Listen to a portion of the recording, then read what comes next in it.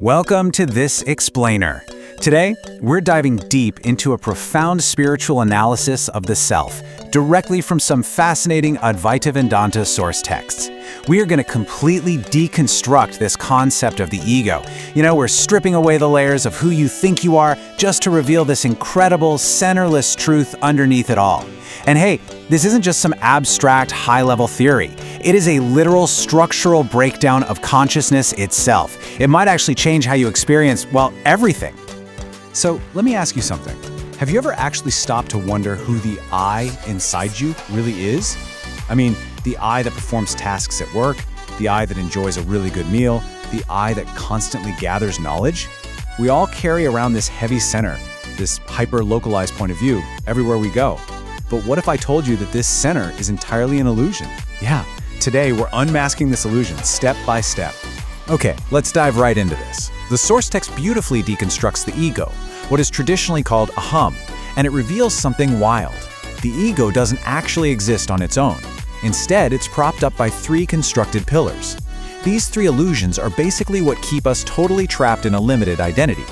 First up, we have kartapan, which is tied to our physical actions and the belief that we are the doer. Then there's bhoktapan, tied to the mind and this illusion of being the enjoyer. And finally, the most subtle one of them all, gnadapan, tied to the intellect and the desperate need to be the knower. We're going to break these down deeply, because understanding these three pillars, it's pretty much the key to the whole shebang. So, consider kartapan, the illusion of doership. Our ego traps itself by identifying so heavily with the physical body and its senses. You do something, and instantly a thought pops up. I did this, and this action is going to last. But the text reminds us that physical actions are finite, right? They're temporary. When we mistakenly believe we're the permanent creators of these temporary actions, we bind ourselves. We literally take our infinite nature and shove it into this tiny, localized cage, frantically trying to build a permanent legacy out of something that's always fading. Now think about this.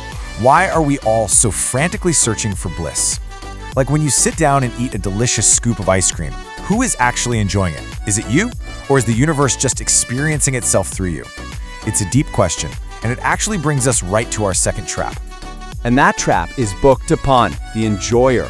The mind creates this incredibly convincing illusion that it is a separate receiver of joy. The text gives this striking, kind of brutal example of a dog chewing on a dry bone. The dog chews so hard that its own mouth starts to bleed. It tastes its own blood, gets a sense of satisfaction, and genuinely thinks the joy is coming from that external bone. And you know what? We do the exact same thing. We project our own internal bliss onto external things. A new car, a promotion, going viral on social media, completely forgetting that we are the foundational source of that joy. We split reality into the enjoyer and the enjoyed, when actually they're the exact same substance. Which leads us directly to the third, and honestly most stubborn pillar, gnadapan, the knower. This is the intellect's ultimate trap, and it is incredibly subtle. The intellect just constantly wants to accumulate data, to label things, to know the world. But why? Well, because the ego is absolutely terrified of the unknown. As long as the intellect stays busy knowing things, its separate existence feels justified. The ego uses the act of gathering knowledge just to maintain its unique identity. Everyone is obsessed with knowing something, but ironically, this relentless knowing is precisely what keeps that false center totally intact. Just look at the profound logical paradox presented here. The text states it so clearly. The infinite cannot know the finite. Just think about that for a second.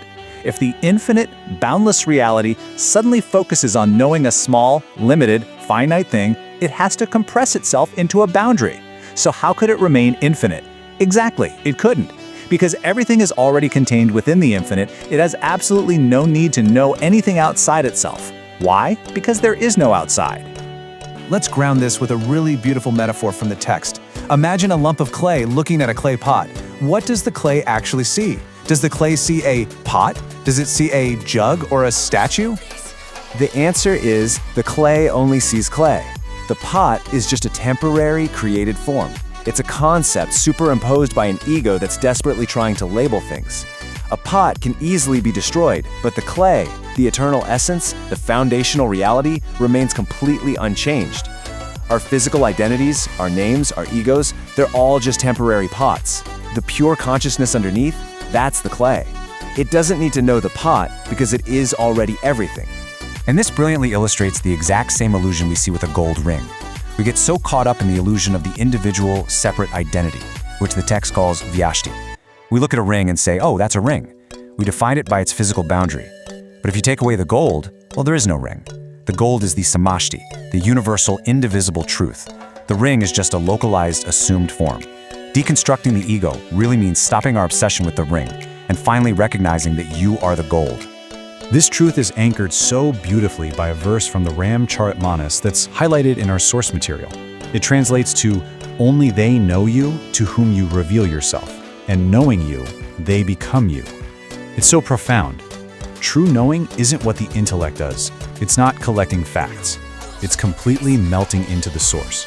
The very moment you truly know the essence, the you that was trying to know it vanishes entirely, and you just become it. Now, this brings us to a massive paradigm shift in the text, the fundamental difference between the seer and the witness. The drashta, or the seer, still operates from a center. It's totally tied to the intellect and the physical body. The seer gets entangled with whatever it's looking at. It judges, it labels, it has opinions. But the sakshi, the witness, is entirely formless. It is completely centerless. The witness neutrally illuminates the object, the seer, and the act of seeing, all at once, without ever getting entangled in a single part of it. To really reinforce this, the text cites the Shvetashvatara Upanishad, Sakshi, Cheta, Kevalo, Nirgunashcha. The witness is pure consciousness, absolute and completely beyond all physical attributes or gunas. It's kind of like the light in a room. The light illuminates a bottle sitting on a table, right? But the light doesn't stick to the bottle. The light isn't stained or changed by what it reveals. That pure, unattached illumination, that is the Sakshi. So, consider our typical approach to finding peace. People try so incredibly hard to force silence. They meditate fiercely, gritting their teeth, trying to force their minds to just shut up. But the text argues that true silence simply cannot be done. It's not an action the ego can perform. Because if you're trying to be silent, the doer, that kartapan we talked about earlier, is still highly active. Actually, true deep silence happens spontaneously. It only emerges when the center, the I, completely melts away. The entire spiritual journey outlined here is essentially a massive shift from vyashti to samashti. Vyashti is living your life as an isolated data point. It's the heavy, exhausting belief that I am this body, I am this specific intellect, and honestly, it leads directly to suffering. Samashti, on the other hand, is recognizing the totality. It's realizing that the consciousness looking out of your eyes right now is the exact same consciousness animating the entire universe. It is moving from a tiny, fragile point into absolute boundlessness. So, you're probably wondering, how do we actually deconstruct this localized center? Well, first, we have to drop the heavy baggage of physical knowledge we carry around like donkeys trekking up a mountain. Next, recognize that your intellect is largely just society's conditioning. It's a constructed illusion. Then, shift your focus from the separate forms, the pots and the rings, back to the clay and the gold. And finally, surrender that desperate desire to be a unique individual. Start observing reality in a state of choiceless awareness without constantly reacting. Let's pause for a second on this incredibly deep, reality-bending question from the source. Does the intellect contain the body, or does the body contain the intellect? I mean, we usually assume our mind is physically sitting inside our head, right? But the text challenges this completely. If you realize that the physical body is actually an experience happening within your vast consciousness, the whole game changes. The physical world isn't containing you. You, as pure awareness, are containing the physical world. And this brings us right to the ultimate path to liberation. Step 1 is simply recognition, clearly seeing the illusion of separation and understanding how the doer, the enjoyer, and the knower trap us. Step 2 is active surrender, actually dropping that localized I center and all the physical baggage it clutches onto so tightly. And finally, step 3. Well, it isn't really a step you do, it's a happening. It's completely dissolving into that pure, neutral, centerless state of witnessing. The grand conclusion of this source material is that the ultimate state of being is absolutely centerless. When there is no I to defend, no I to frantically accumulate knowledge, and no I to seek temporary pleasure, suffering simply runs out of fuel. What's left behind when the ego finally melts? True stillness, and a universal love that doesn't divide the world into me and them. Because when you are the centerless witness, you literally are everything. I want to leave you with this final, provocative thought to really meditate on. If the ocean doesn't search for water, why are you frantically searching for bliss? The text beautifully points out that you are already the joy, the peace, and the infinite reality you're looking for. You just have to drop the illusion of the center to realize it. Thank you so much for joining me on this explainer, diving deep into the self. Until next time, keep exploring the source.